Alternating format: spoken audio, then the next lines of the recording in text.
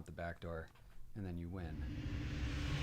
Warning, the Catholic Man Show contains high levels of manliness. It's simple, really. You either want to grow in virtue and holiness, or you want to be a sissy, whiny baby. If you choose to move forward, grab your whiskey glass, because the Catholic Man Show is starting right now.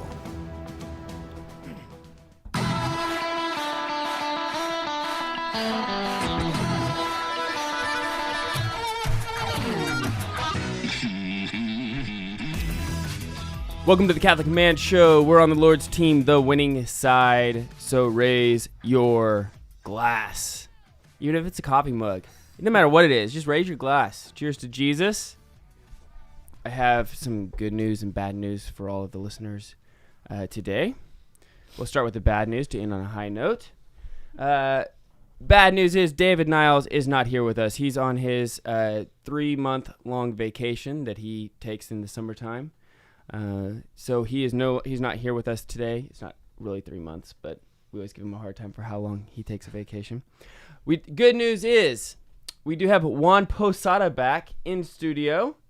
Juan is back. He was in Colombia for a while. He had a lot of work things that he was dealing with.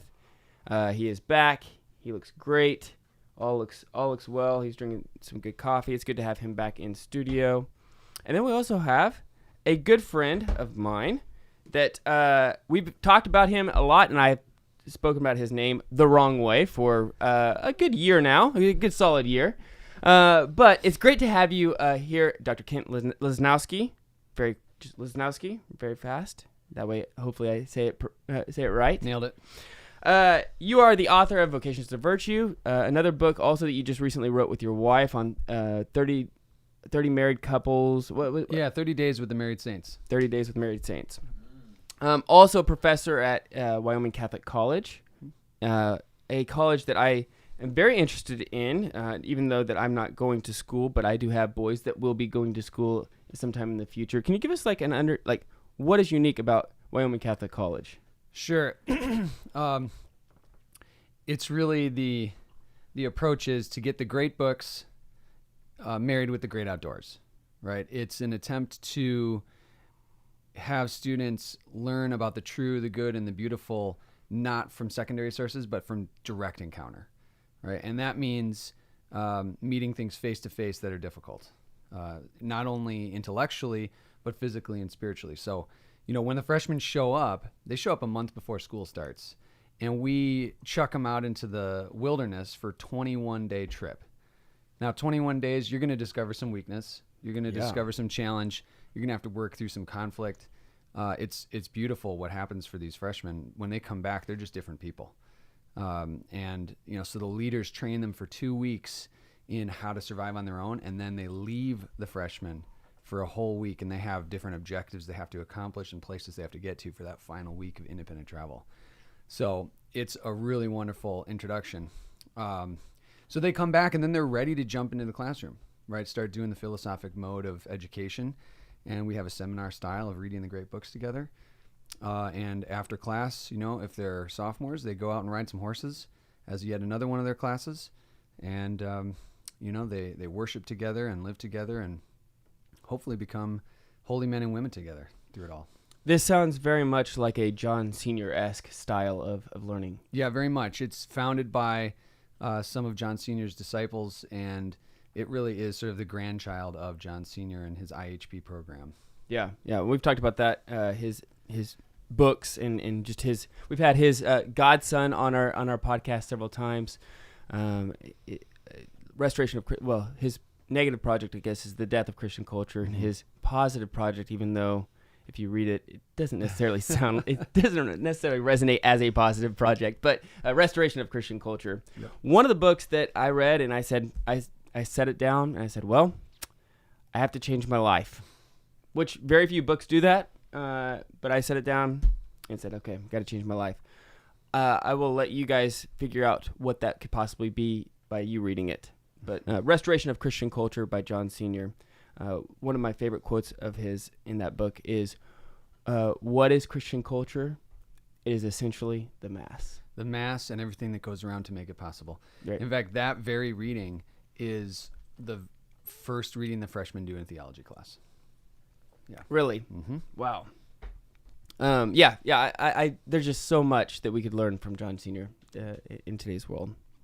Now, okay, so recently, and when I say recently, within the last year, our patrons, our book club for patrons, we read one of your books, Vocation to Virtue. I had not met you before when we read this, but I saw it published, and it seemed very interesting to me based on just kind of the first chapter. I think it gave it you know how a lot of times they give a preview of the book, you know, and they may give you a little snippet of it. And so I started reading that little snippet, and it really grabbed my attention. And so I was like, okay, well, I'm gonna buy this book. I started reading it, and I was like, this is a book that I need to read with other people. And so we did it as a book club book. But the reason why it grabbed my attention was because you were marrying some ideas between what the monastic life was like and what the married life was like, and how we can like learn from one another, the things that we can pull from the monastic life into the married life. Obviously, all according to your state in life. You know, some things can be emulated, but some things can just be admired. So maybe give a brief rundown of like what your goal was with the book, and then like I'd like to maybe jump into it a little bit and like kind of pick your brain on it, and then hopefully it would give our listeners the opportunity to maybe go pick it up and read it in a group setting as well. Sure. So the real genesis of this was my own, education in grad school and my own life as a young married person. I started, reading some of the church documents, Vatican II, Lumen Gentium, where it talks about the universal vocation to Christian perfection. And I thought, does the church really mean that? And if the church really means that everyone in their state of life is actually called to holiness, and if the church is really interpreting, the gospel where Jesus says, "Be ye perfect as the Father is perfect," what do we have to do differently about marriage? What if we took the holiness of marriage as seriously, down in the nitty gritty, as someone like Benedict takes his community's rule of life, his community's holiness? How come married people aren't being as intentional? How come I'm not being as intentional about how to grow in holiness in the nuts and bolts of things as someone like Benedict, right? So there was this kind of revelation that, well, if the church means this, if I mean it, I'm going to have to do something different. And so I thought to myself, well, I can't just, do the monastic thing. I'm married. But is there something universal to poverty, chastity, and obedience? Is there something universal about a rule of life? And when you look at what's going on in those church documents, Lumen Gentium, and in the gospel, and even in the monastic life, you see that what the church is really calling us to is an imitation of Christ. And the chief virtues of Christ are his poverty, right? Look at Philippians. He became poor that we might become rich, right? Though he possessed everything, even the Godhead, he gave everything up. And chastity, right? Christ lived a celibate life, was not married. Obedience. How many times in the Gospels do you hear Jesus saying, "I came to do the will of the Father. I came to do the will of the Father," right? Even in the garden, not my will, but yours. So Christ is the poor, chaste, and obedient one. So if we're all imitating Christ, even spouses have to, in their way of life, find a way to bring those virtues to life in their own daily way of living. Now we call those three virtues that you're talking about, poverty, chastity, and obedience, we call them evangelical virtues, right? Why do we call them that? Because they relate to the gospel, and they relate to the way Christ lived his own life. And so when we call something evangelical, we don't mean that they're Protestant necessarily. We don't mean that they're just for missionary work. Right. We mean that they emerge from the good news, the gospel, the way of Christ. Right. Okay. Yeah. So that's a good distinction. So yeah. So I agree. I think that whenever you're talking about poverty, chastity, obedience, a lot of times in modern man's thought process, they get married to run away from those things. Yeah, you might. I mean, like they think like I'm not like I don't want to be a Carthusian. I don't want to be a Benedictine. I don't want to be a Dominican. So I'm gonna go I'm gonna go the other way, and I'm gonna get married. Yeah, because now I have the sex license, right? Right. I'm married. I can do whatever. Right. I can own the fancy cars and the nice house, and Right. And I get to do whatever I want because I'm the parent. Right. Exactly. Yeah. Now, why is that? Why is that thought process not right?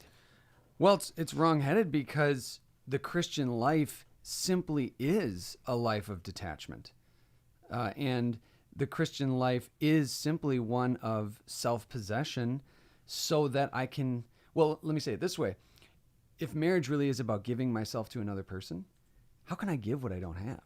Right? And so if I don't have chastity, all of my sexual intimacy with my wife really isn't a self-gift, right? It's just scratching some kind of itch, and that's problematic, right? So if we want marriage to really be a self-gift, we have to possess ourselves so we can give ourselves away. Obedience. What is that? Faithfully, fruitfully, and fully. Yeah. Paul VI in Humanae Vitae really says that the marital love is free, faithful, fruitful, and total. And then John Paul II in Theology of the Body continues to unpack those four characteristics. And then for obedience, like, boy, if we're running from that virtue, we're gonna have a big problem. Holiness is to do the will of the Father. If it was that for Christ, then it needs to be that for me, whether I'm married or not.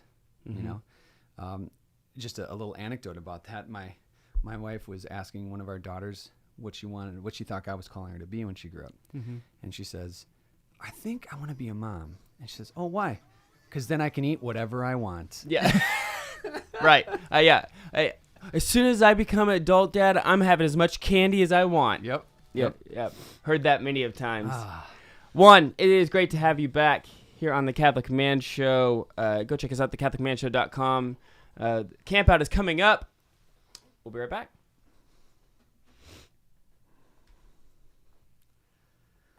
One, I forgot to tell you, you don't have to fade anything anymore. You don't have to do any. You don't have to do any of that anymore. We have it.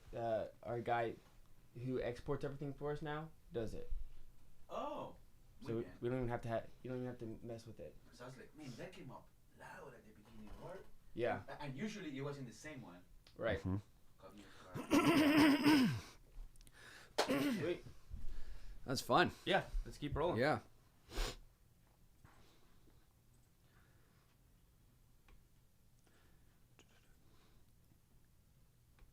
And at some point we could talk about some of what it looks like, in the grind of living poverty, chastity, and obedience as married, if we want. Yeah. Wherever you want to go with it next is fine with me. Yeah. We can even talk about. I think one of the things that's important to bring up is how the church has shifted the way she talks about marriage, and how that's actually created a different problem for us. And that this approach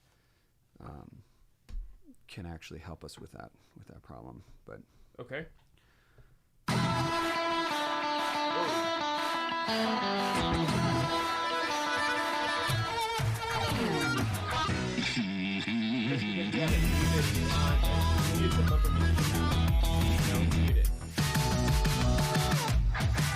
Welcome back to the Catholic Man Show.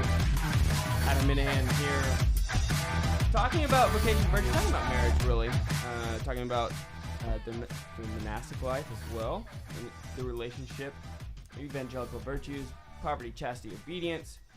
I'm here with Dr. Kent Lasnoski. Man, I will try my best to say that correctly by the end of this episode, but I cannot guarantee it. okay, you just own it and it'll come out and right. And just keep going with it.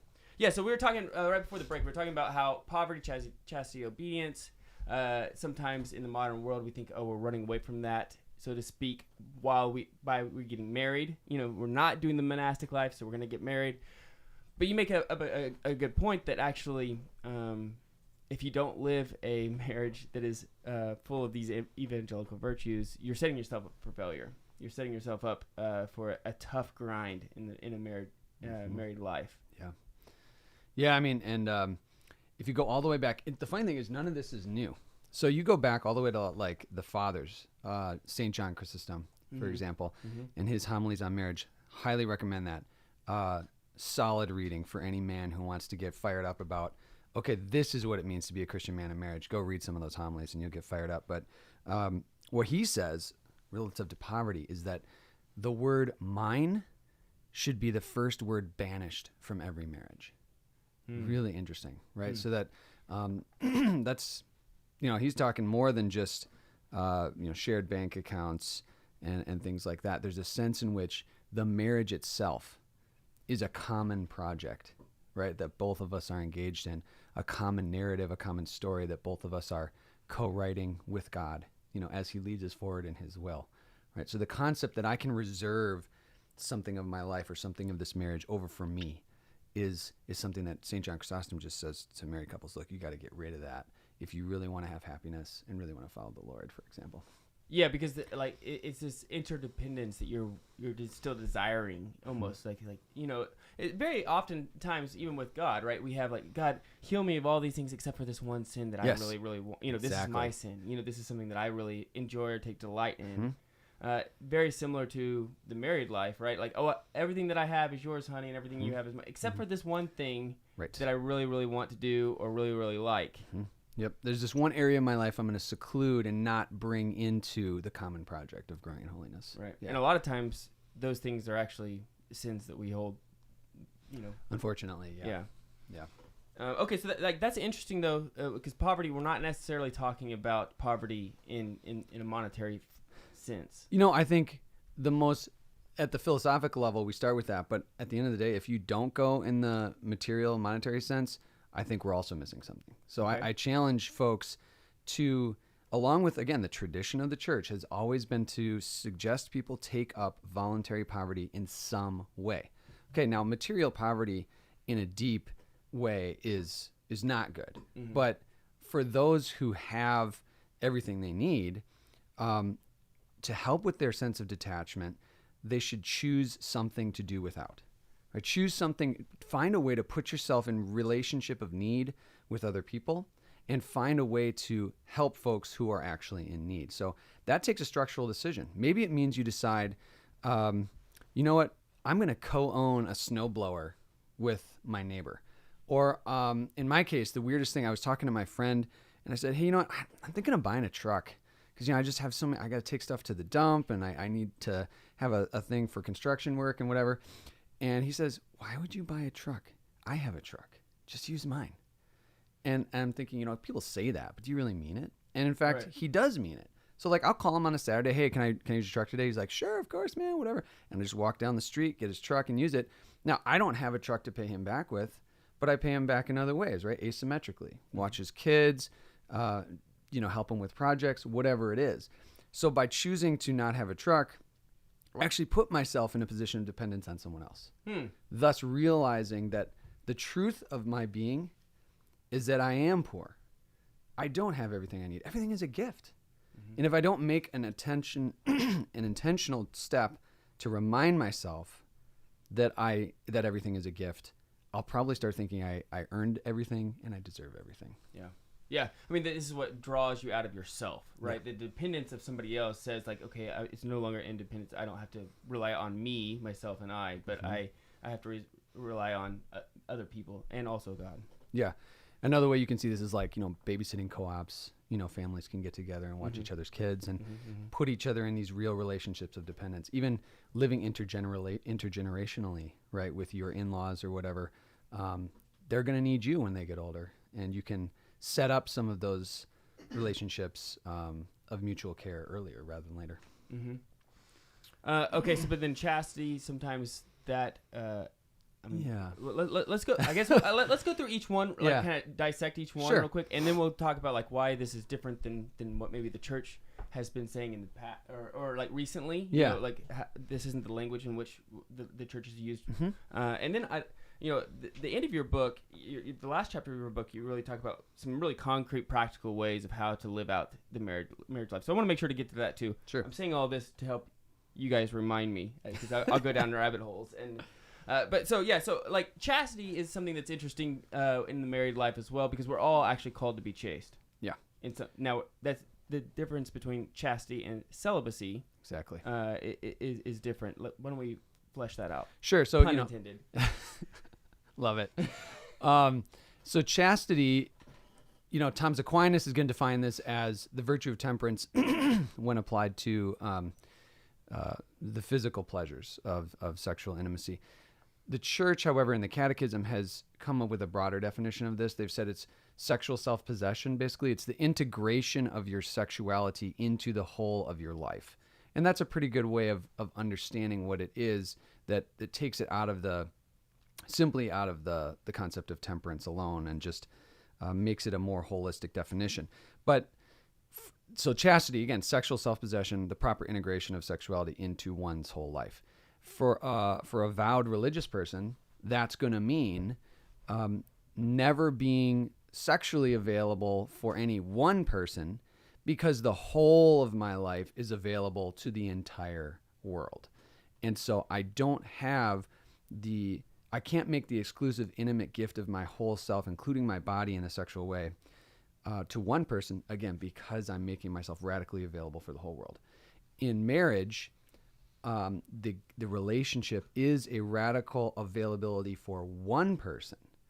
And because it's radical gift of self to one person, it can include that 2-in-1 flesh union that will then order the couple out toward procreation and toward an evangelical sense in their marriage. So chastity in marriage involves that possession of self and gift of self to the other. I think one of the issues that we run into in Catholic marriage is when folks equate chastity with NFP. Okay. Right? And Yeah. so folks think, well, as long as I'm not using contraception, I'm being chaste. I'm being chaste. And I think, unfortunately, that's just not the case. It's all too easy to objectify one's spouse, even when a person is not using contraception. And NFP, unfortunately, can turn into a kind of mechanized, effort that in some ways kind of feels like contraception for folks, even if it's not, intrinsically evil. It can be done with a wrong intention and a contraceptive mentality.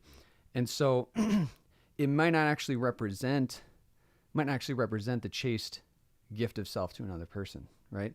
So I think we need to make sure we're thinking about chastity more richly than simply not using contraception. Mm-hmm. How are we treating each other as bodily? And chastity, with the way you treat your wife throughout the day, right? Do you reverence her? Do you reverence her body throughout the whole day, right? I do. I bow every time I see her. There you go. Exactly, right? Are we groveling, crawling up? So, yeah, I mean, you can express, you express reverence for a person's body by, giving them a back rub. Maybe, based on what's happening, that's the better way of giving yourself as a bodily person to your wife than by asking her if she's interested in sexual intimacy that day. Mm-hmm. Right? Yeah, I mean, I find that, you had the line in here, and I should have linked it up, but that when it's talking about the holy couples of Mary and Joseph. Oh, yeah, right here. Yeah. Mary and Joseph testify that intercourse of the mind is more intimate than that of the body. Mm-hmm. Now, to the modern man's ears, that does not make sense. How does that play in relationship to chastity, and how does that play? Like, what does that really mean? Yeah, I think what it means is that, again, if the body and soul are united, right, in the one human person. Mm-hmm. And so the fact that human flesh can unite and create another human person is interesting. It's amazing. But unless that physical my union, poetic knowledge of this means like it is interesting and poetic, very amazing from a direct encounter with that. Yeah. But unless that union of the body is also animated by a union of spirit and mind, it's not even fully human, let alone Christian. And so Augustine is saying that Mary and Joseph made a gift of themselves to each other more profound in their celibacy because they shared the same perfect will to obey the Father. They shared the same perfect will to raise Christ and accept him in their home. And rather than simply sharing the same exchange of a bodily action. Yeah, so when you increase and grow your spiritual life, the lower goods seem to not be as enticing than the higher goods. Exactly. So a moment of shared prayer might actually become more profound for you as a couple than simply the physical embrace. We'll be right back. One thing I want to raise, I think, is to hit people with something that I think will challenge men in a good way. Is to talk about the tradition of the church has always been to include sexuality within the list of things that would potentially be sacrificed as a penance. And no one even thinks about that anymore. And there's hardly anyone in the church who's willing to even suggest that couples would give up sexual intimacy as part of a liturgical season. I mean, it just used to be the case. It was assumed that this was the way things were. Isn't that crazy? Yeah, let's talk about this. Like, that's a man issue right there. Yeah, let's right? talk about this. Okay. And then we'll do that, and then we'll get into obedience. Yeah. And then that's a great hot button issue too. Right. Yeah, and then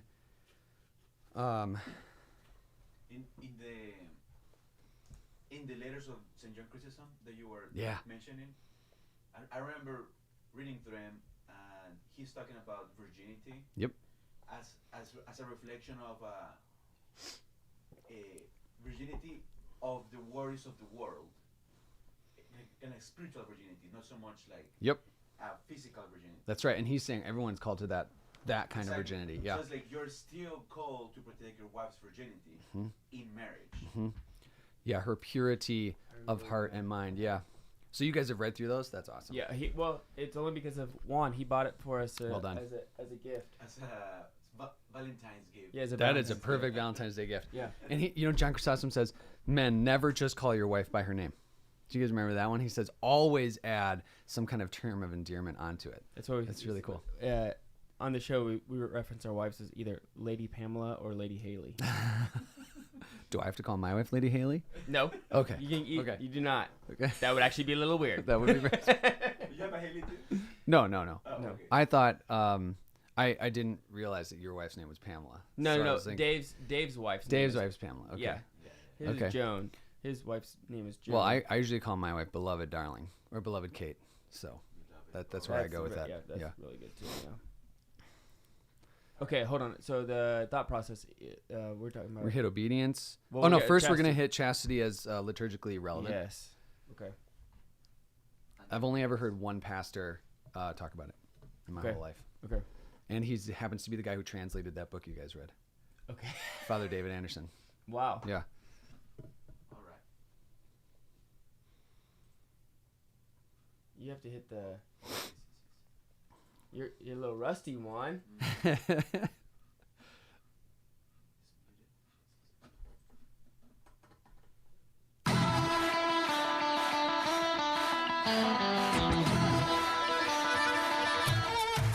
Welcome back to the Catholic Command Show. Here with Dr. Lasnoski.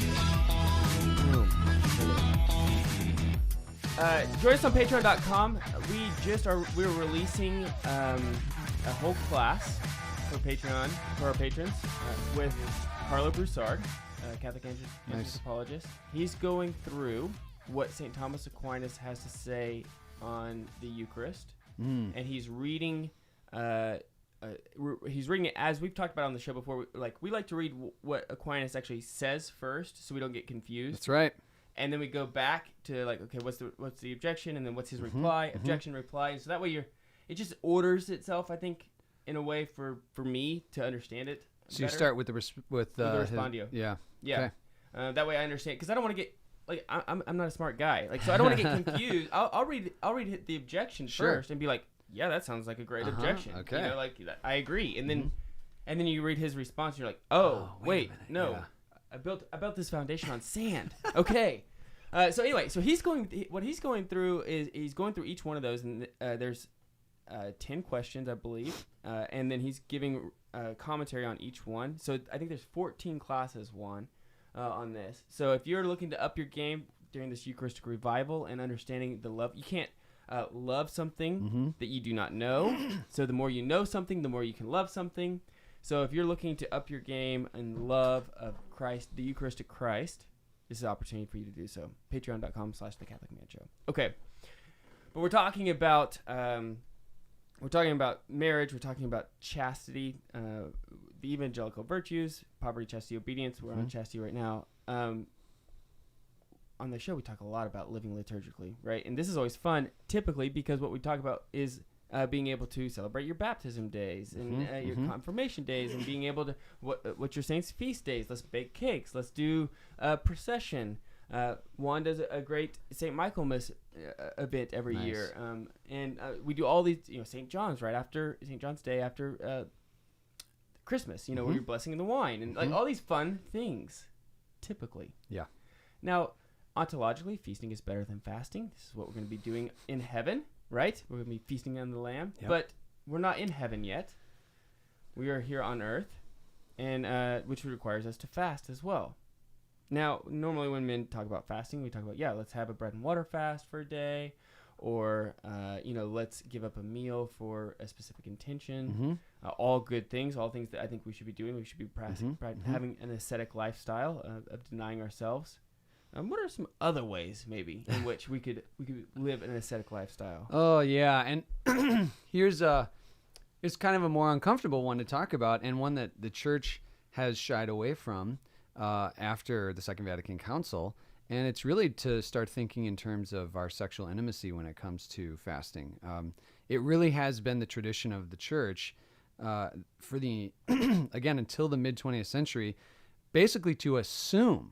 Simply not even really to talk about it much or have to do a lot of selling on it, but just assume that during times of penitential seasons, couples would be restricting and restraining their sexual intimacy. And a lot of folks, are hesitant to even talk about that because there's been this shift towards sort of a celebration of the goodness of sexuality, and the Church has wanted to shed this reputation of being anti-sex. And of course, if they start asking folks to think about giving it up as a penance or for a particular intention, then they're going to be seen as anti-sex. Well, I can tell you all the celebration of married love and sexuality and all the silence about penance hasn't really done much to change the Church's reputation, right? If you go out there, folks are still going to say, look, the Church is anti-sex, no matter what we do. So I think we just need to start being honest again about what the Church tradition has been. And that, you just go back to Scripture and look at 1 Corinthians 7. The only place St. Paul talks about, a couple may decide to withhold, right, sexual intimacy from each other. The only reason he gives, and he doesn't talk about contraception. He doesn't talk about wanting to avoid a child. The only reason he gives is he says that couples may withhold from each other, if mutually agreed upon, for a time, for the purpose of prayer. That's what's in Scripture, right? Is that you might take a break from sexual intimacy, again, for the purpose of growing in prayer. So somehow, if we're really pursuing chastity, we have to see, how does this sexual intimacy relate to the liturgical life? How does it relate to our prayer, right? And so a couple may choose for Lent, or something to maybe give some of that up, right? Or even for a special intention to give some of that up. And again, it's not because it's evil. You don't give up evil things. Right. You just stop sinning, yeah, exactly. I mean, this makes sense, right? The reason why the priesthood is so good is that it's giving up a good. Exactly. For a better good, for a higher good, right?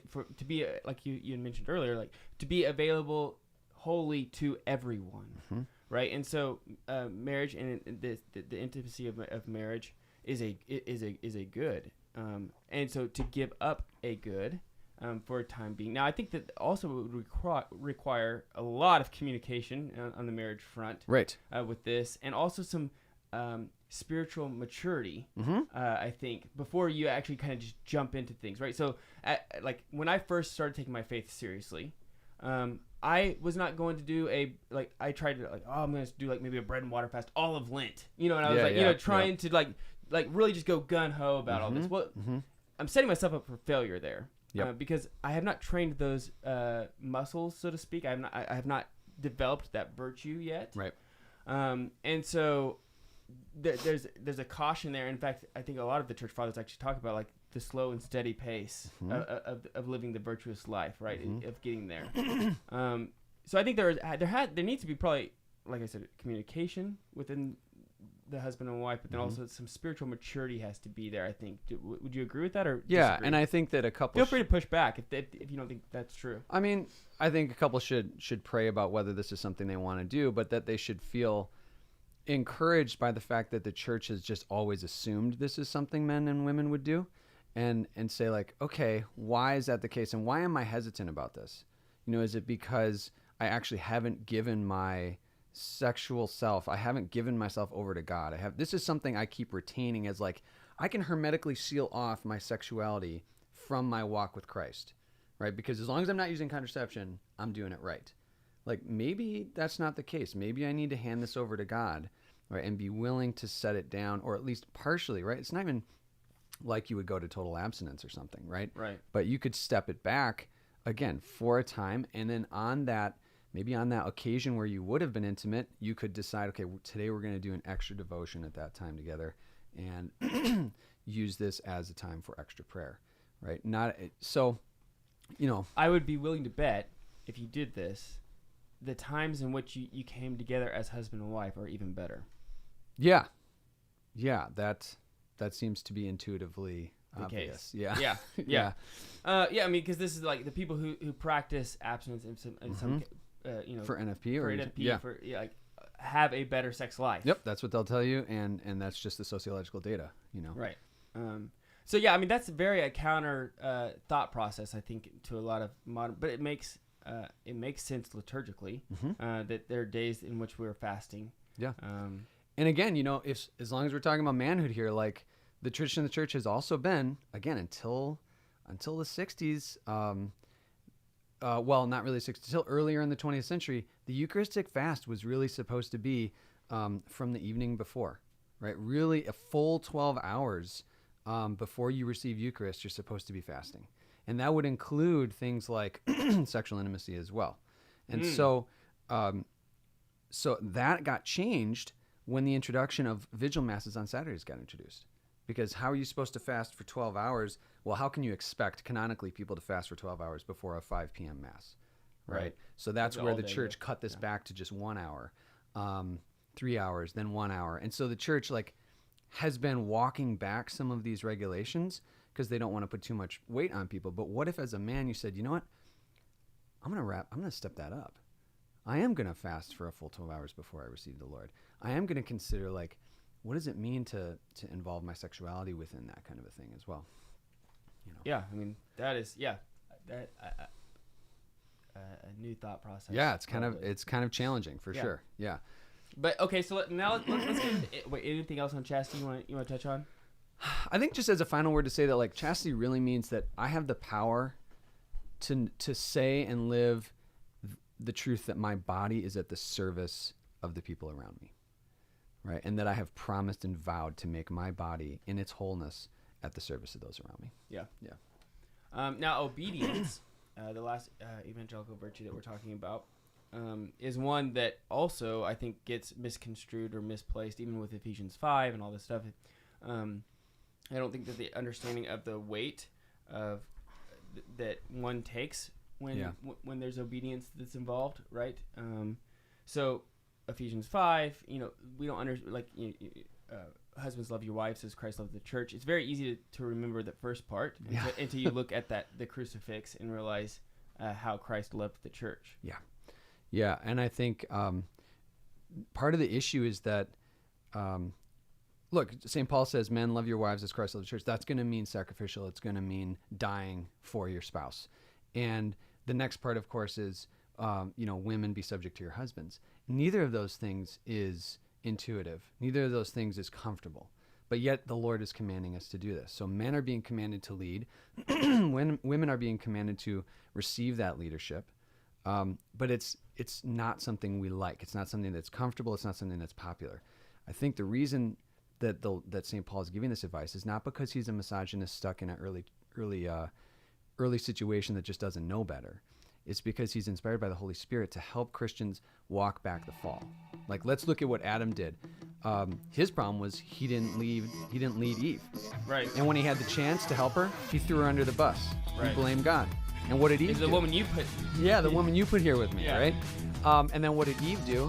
Well, she brought evil rather than good under her husband, and she did not follow the instruction that he gave her directly from God. So if she didn't follow, he didn't lead. St. Paul's trying to help us walk that back. All right, we'll keep talking about this on the other side of the break. We'll be right back. Snuck that in there right before Love the it. end. Dig Yep. it. Dig. Yeah, totally.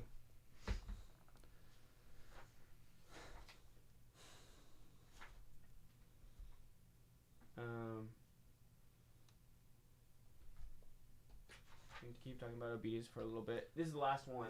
Okay, is our last segment? Last segment, but then we always go a little bit longer for the podcast. Okay, cool. So we still have more than just 12 minutes. Great. It's amazing how fast this all goes. I know. Isn't it? I know. Yeah. Yeah, for obedience, good. There's still some things to talk about there. And then I think, again, helping guys put rubber to the road on this, we should at least mention the rule of life at some point.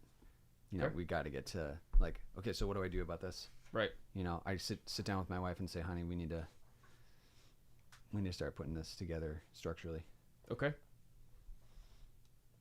Let's do it. I also love that your part on the sacrament, like within the mass. Yes. I love that. Yes. Has to be within the mass. I have pulled that in a talk that I've given before. Nice. Yeah. But you made it sound as your own. Oh yeah, dude! I totally took it. I stole it, and here's the wisdom of Adam. No, I did not.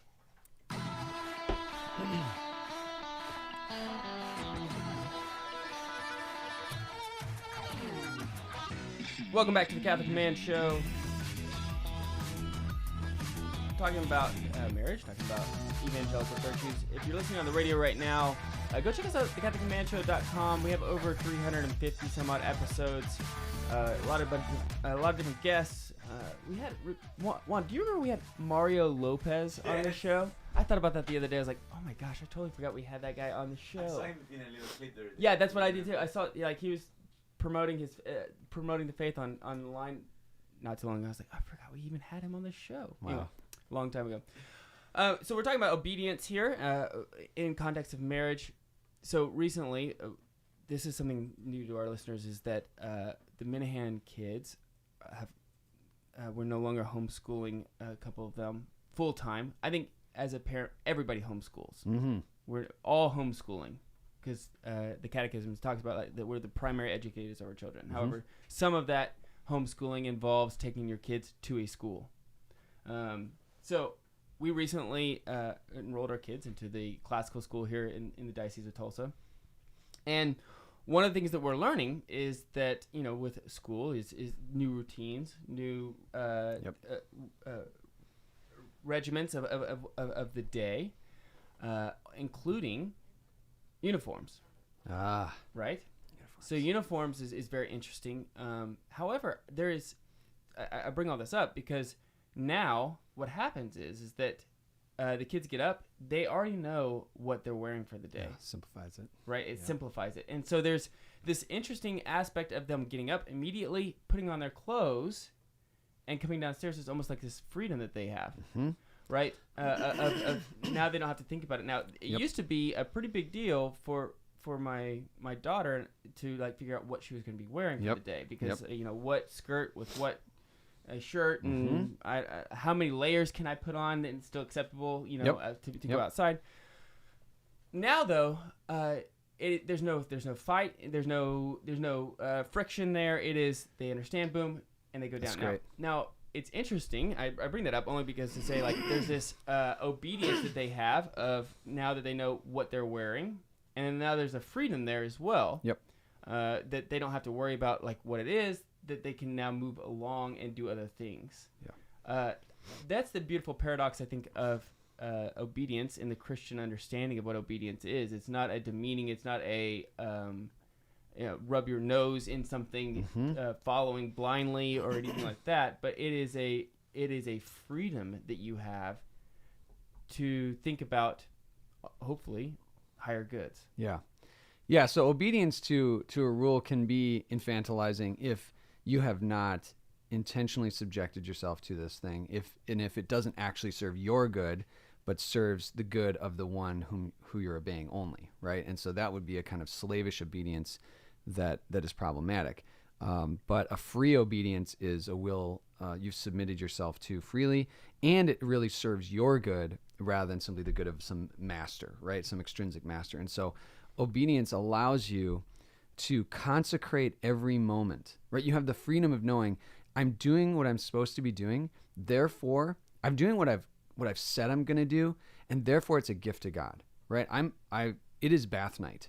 And by giving my child a bath right now after dinner, I am worshiping God because that's the thing I said I was going to do every Wednesday evening, right? And so it becomes a prayer habitually and regularly and easily. You don't have to somehow muscle your way to like, oh, I'm going to make this a prayer, God. Just by having done what you said you were going to do, right? Right there, you've consecrated that time to God. It's totally freeing. Yeah. Now, so how do we relate that to the marriage life? Mm-hmm. In the married life, again, we have to, as men especially, we have to start owning this. We have to start owning the structure of our lives. We have to sit down and say, how am I going to build my life around Christ as the center of gravity? How am I going to do that? Well, one way is to create a kind of rule of life for your own family, right? Take a look if you're interested. Just go crack open Benedict's Rule of Life and read how intentional he is about every second, every moment of the day, right? Having something that's been ordered toward God. And sit down with your wife, pray it out, talk it out, think, how do we want to structure this day? What do we want our breakfast to be like? What do we want lunch to be like? What do we want it to be like when you get home? What do we want to do for dinner? Where is the prayer going to be built into this day? Right? Where is the central pole of our life? And just try something. Try creating a rule of life for yourselves, and then try being obedient to it. It's not set in stone. It's not the Constitution, right? You can shift this. You can change it. But the key is to be intentional about it, because you don't get to heaven on accident. Right. And there's no half saints. No, there are no half saints. It's either all or nothing. Right. Right. Yeah. Yeah. In ordered life yields peace. Right, Yes. Because peace is the tranquility of order. I think is how Aquinas puts it. And so, if you have a chaotic household, possibly, and there's not as much order as what there should be. That's right. I often run into folks who say, you know what, Ken, I'm spontaneous. I don't have a rule of life. I'm not into that. And I say, everybody has a rule of life. It's just a question of whether or not it's a good one. Right. And so for the person who claims that they don't have a rule of life, I just tell them, like, just take an assay, right? Write down what you did every day on the hour and see, you'll notice it is patterned. Even if you don't think it is, you tend to do the same kind of things. And if you're not intentionally thinking about it, they're probably not leading you anywhere good. Yeah. Right. So we just have to own the fact that whether or not we know it, we have habits. We have a rule of life, so to speak. It's just a question of whether or not it's a good one. So, what is the weight in which a man has to carry necessarily when exercising this authority? Wow, I think the first weight is that it's on me, it's on the man to be the primary example of sacrificial love and witness. So I have to be the best at living this example better than anyone else. That's on me. And if my kids are going to learn anything, it's not just going to be from me telling them. It's going to be from what they see me doing, right? And then I can't really ask anyone to live up to something that I'm not willing to put myself under as well. So really the first piece of that weight is that I have to be a primary exemplar. And that's probably going to mean not only doing it right, but being honest and open where appropriate about, how I've messed it up. So and being willing to apologize not only to your wife, but to your kids about, like, hey, yeah, you know what? I didn't put enough effort on making us get that rosary in. Sorry, guys, I missed that. Let's get it right tomorrow, kind of thing, right? So that exemplarity is good. But then the other piece is being willing to be what feels like the bad guy sometimes. If you read Samuel, you discover that Eli gets condemned because he didn't step in to stop his children from abusing their priestly role.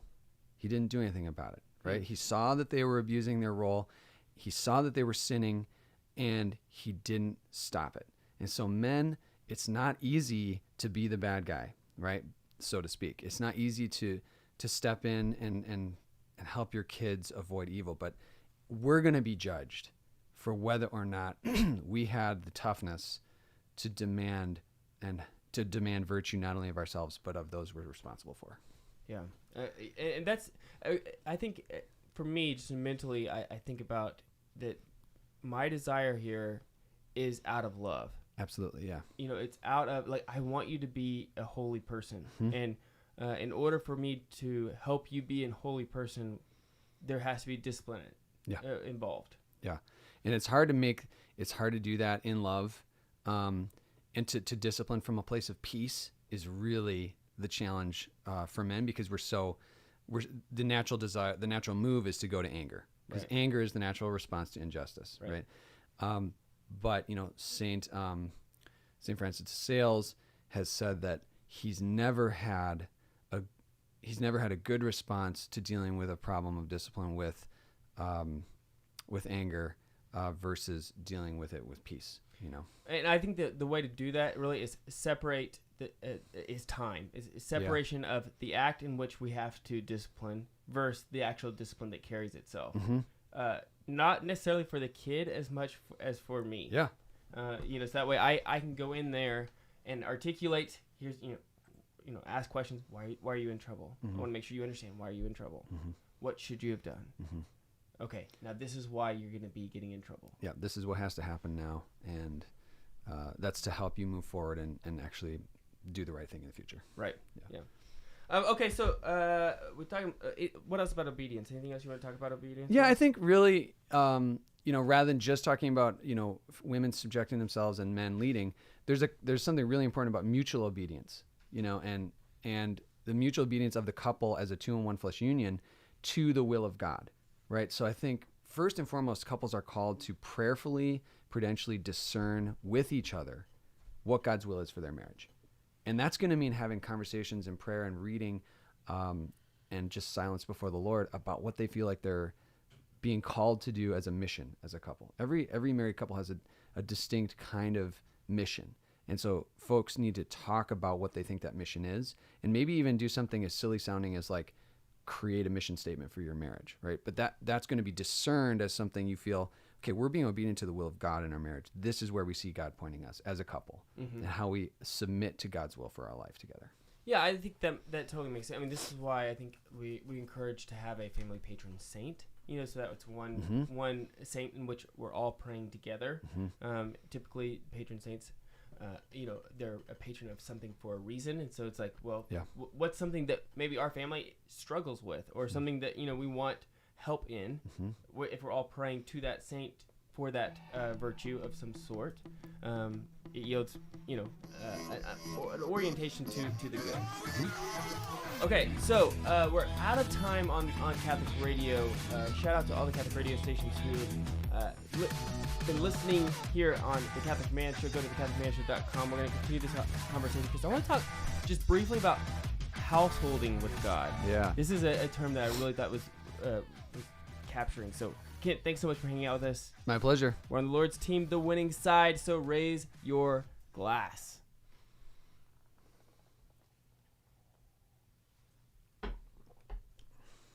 Okay.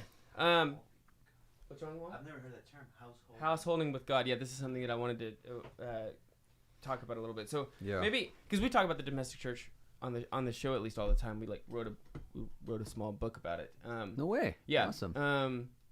But we unfortunately didn't talk about it with this terminology in terms of householding. Yeah. Yeah, because I wish I would have read this a little bit before. But yeah, on householding with God, I think this is chapter 5 of your book.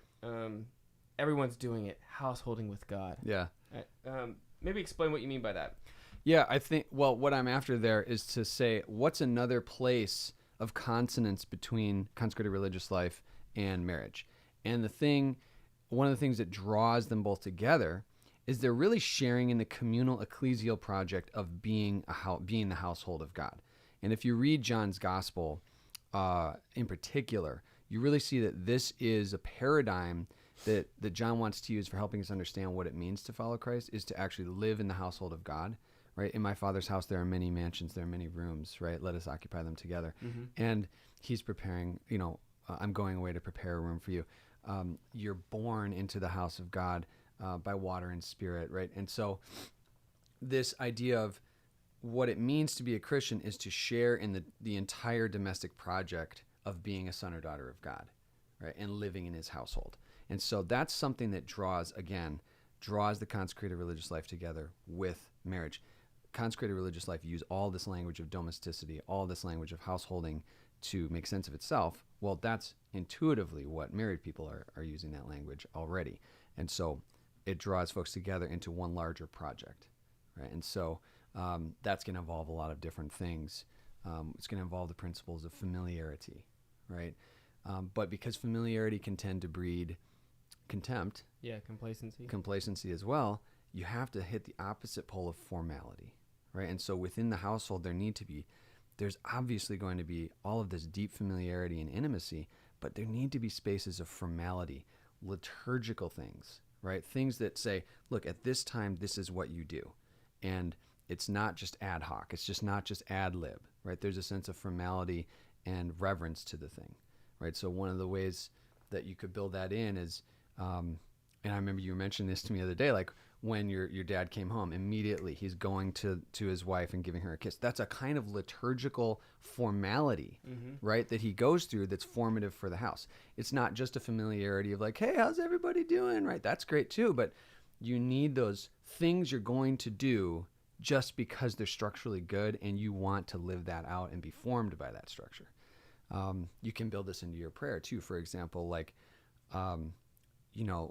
we do a sort of modified version of Louds in the morning after breakfast, and each of the kids, based on what their maturity level is, have a different role. This is the thing you say, right? Someone says, Lord, open my lips. Maybe one of the younger kids says, Lord, open my lips. One of the other ones does the glory be, right? Right. And so that's just the formality of it. We also have familiarity, right? You can say your intentions, ad lib, but you have this mix. Another thing you do is again, create jobs for kids. And again, like, look, you are the kid who always puts the forks out. That's your thing. So you're building the structure in to mix familiarity with formality.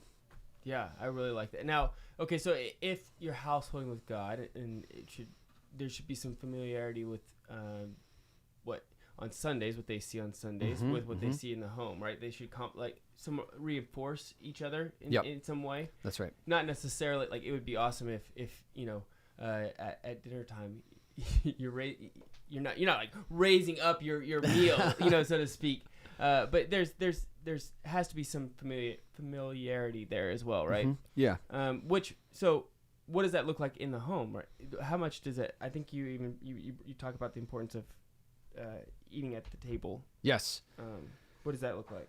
Yeah, I think again, we come together at the Lord's table, right? Which, like, ontologically and first and foremost, the Mass is a re-presentation of Calvary, right? Of course, but it's also a re-presentation of the Last Supper, and so you come together there in a sort of prayerful way and in union with Christ. The table at the household should also be a place of coming together and a place of mutual gift and sacrifice. And so the way you work that out is by, I think, having a reverence for the table, having a way that it's isolated from the things of the workaday world. It's a place where you're going to say no to cell phones, for example, right? It's a place where you're going to say yes to, we always start this with prayer. And frankly, if you're doing it, you could make sure to try and end it with prayer too, right? So it's framed by the presence of God. What if at dinner, everybody went around and said a blessing from the day, right? Or what if at dinner you read a piece of some pretty easy to digest spiritual book, or try to work on memorizing a psalm, or just try and find ways to make it around the Lord as the center of gravity. Also realizing that the process of making dinner and serving dinner is a gift, and can be incorporated into the life of Christ as well.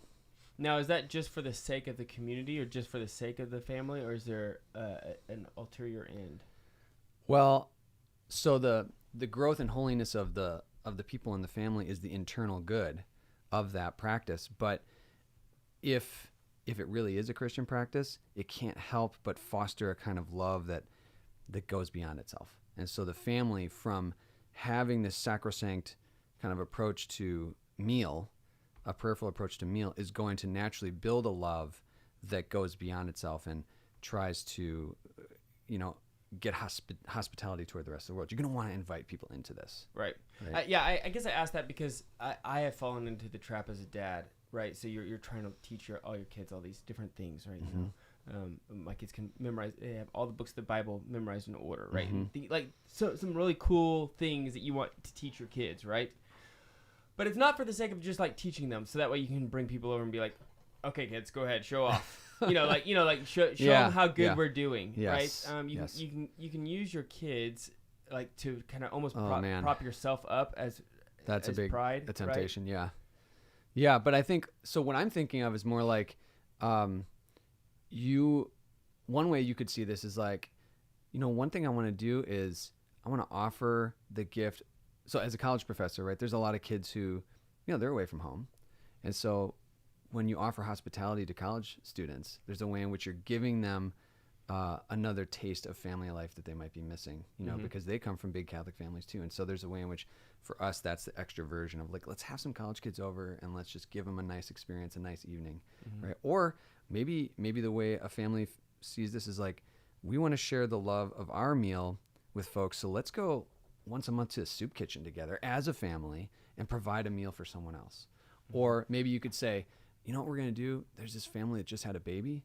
Let's put together a really cool meal for them. And as a family, let's bring it over to their house and just, drop it on them like a bomb of grace, so. Yeah, I just feel like that sometimes the way your kids act or, is almost like a reflection of like how you're parenting, right? So I was telling you on the way over here, you have all these things that you do with the family, and there's rituals, prayer, you have all these things set up. And then you invite somebody over, and you're like, okay, guys, we're going to do the thing that we do every single day. This is the thing that we do. And they look at you with this blank stare and like they're acting like they've never heard this word before in their life. Yes. And then what happens is it's almost like you have this reflection, like you feel like it's a reflection on your fatherhood. Yep.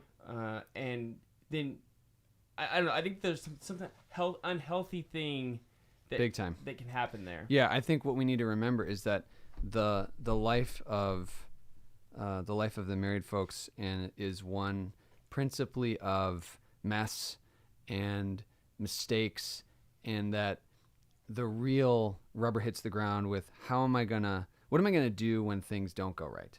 What am I gonna do when I say, all right, Johnny, it's your turn to start prayer, and he looks at you like, what do you mean? Like, I don't even know what prayer is. Yeah, or when you say, hey, could you pass the salt? And they're like, and they give you a rude look, right? What are you gonna do at that moment? Or you have a guest over and they're like, hey, can I get some water? Hey, Johnny, can you go grab a glass of water? And they're like, ugh. Right? So those are the moments that actually seem to be more like the essence of trying to live a Christian life. Dietrich Bonhoeffer, for his part, talks a lot about Christian community. Now he was a Lutheran, but his book Life Together is brilliant on this, because he helps us get in the right expectations. He says anyone who when trying to live community life is looking for the bed of roses, or for that group of people who are just always going to get it right and always think the same way, act the same way, that person doesn't really want community. That person wants a wish dream. That person is just full of pride. They're going to destroy community rather than make it. And so if we have folks over and someone spills the milk, and then another kid is chastising the one who spilled the milk, and then an argument starts, and if that's what we should expect to happen, right? And just no matter how good we're doing, that's just the stuff of trying to live a Christian life. So yeah, I have the same temptation of being like, well, my kids are a reflection of my own virtue, and yeah, it's because more often than not I'm messing up.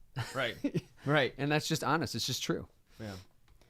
Okay, so maybe let's end here with one or two different practical steps in which to take. At the very end of the book, like you said, this is actually a great segue because the end is called a construction site. Yeah. So what are a couple things in which you think to be able to live, do householding with God? I think just to kind of reiterate a couple things that we've already mentioned. First is to, as man and wife, own your mission. Really sit down and think through, like, what are we doing? What does it mean for us to say we are living a vocation? Mm-hmm. Vocation is about being called by someone to something. What is it that we've been called to? And getting specific about that as a couple. And so after you've done that, once you have that mission in place, you can start designing the nuts and bolts of your family around it to actually achieve it. Mm-hmm. So if your mission is, if you feel like your mission is, well, we love helping the poor. Okay, so how are you going to do that? What day are you going to do it? When? What's your group you're going to get involved in, right? And how are you going to train your family to be ready for that kind of thing? Well, or our mission is to homeschool. Okay, so when are you going to get up and do it? What curriculum are you going to buy? Like start thinking through it. It all has to be ordered toward the mission. You can't really start doing nuts and bolts until you have that mission in place. But once you have it in place, then you can start doing it. Also, I think another good thing is couples, as a couple, say like, well, what's something we feel like we want to do without? So living out poverty, right? What's one thing, and I'm not just talking about extras here. This isn't like, well, we'll go out to dinner one less time a month. Like, What's something that typically people think, I need this? Let's choose one thing to try to do without. Just trying to work that in. And then chastity again. How could we link our sexual intimacy to the liturgical life a little bit more? Right? Mm-hmm. Try and find something with that. Obedience. What's a way as a man that I can more sacrificially lead my wife? And then how can she, like, what's one area where she feels like she wants to commit to being more subject, right, in the proper way, as unto the Lord? And then how can we both be obedient to a rule of life that we put in place? Mm-hmm. So those would be some concrete steps that I think everyone should really take. One of the easiest ways to start getting at that is pick up a spiritual book together and commit to reading it together, mm-hmm. and having it as a sort of basis for these conversations that you're going to have about mission and about rule of life and about poverty, chastity, obedience. Yeah, I mean, the books that come to mind for me is like the Imitation of Christ, Mm-hmm. Intro to Devout Life. Yes. The Way. Yeah. The Way. The Way is Escriva. great. Escriva is really, really great. And it's very easy to read. It's like he writes in memes almost. Yes, what I would do with that, actually, is say, look, as a couple, we're going to each just read, the first thing we're doing in the morning is pick that book up, read the one sentence that he puts there, mm-hmm. and commit to that as a resolution for the day. Right, yeah, as a couple, right? Yeah. That's our resolution. That would be a really good way to get started on this. Also, I think Jacques Philippe is really helpful and readable for folks. Mm-hmm. Searching for and Maintaining Peace is a great one to start with. Mm-hmm. It's sort of a digested version of Total Abandonment to Christ, so that's a good one to do as well. Yeah, and then it would not be good for me to not at least bring up Pieper once, right? We don't do that for me. So I mean, there's a couple of books that obviously lead to the basic culture, but I really like his book on festivity, In Tune with the World. Okay. Theory on Festivity. So that way it really helps you understand how to live out a Sunday. Yes. And living out a Sunday well.